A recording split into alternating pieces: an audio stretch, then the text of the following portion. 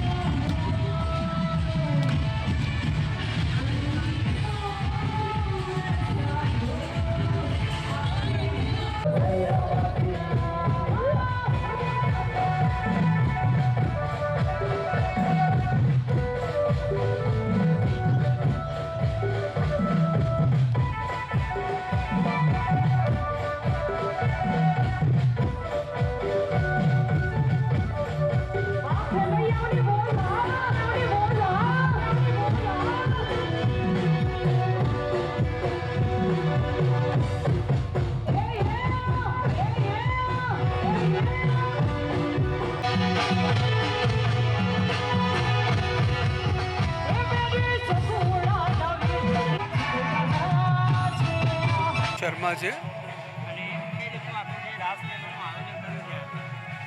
રાસલીલા vibrant નવરાત્રિનું છેલ્લા 17 વર્ષથી આપણે આયોજન કરીએ છીએ અને આજે આ 17મી વર્ષે મંગલ પ્રવેશ કર્યું એ વાતનું આપણે દિલથી બધાનો આભાર વ્યક્ત કરીએ છીએ.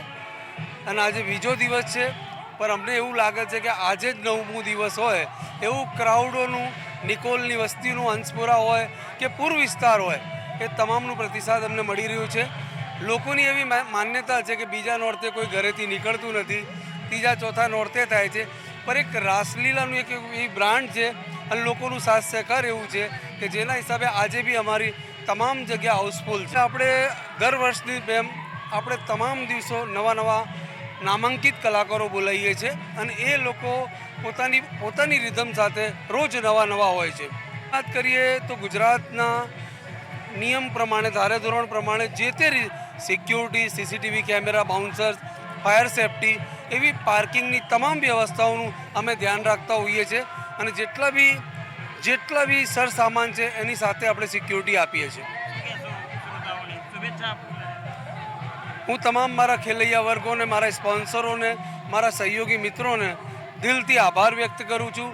જે રીતે તમે 16 વર્ષ મને સાથ સહકાર આપ્યો છે એવું જ મને 17મી વર્ષે લાગે છે અને નિરંતર આપણે એક જોડે સાથે રમીશું એવી શુભેચ્છા સાથે.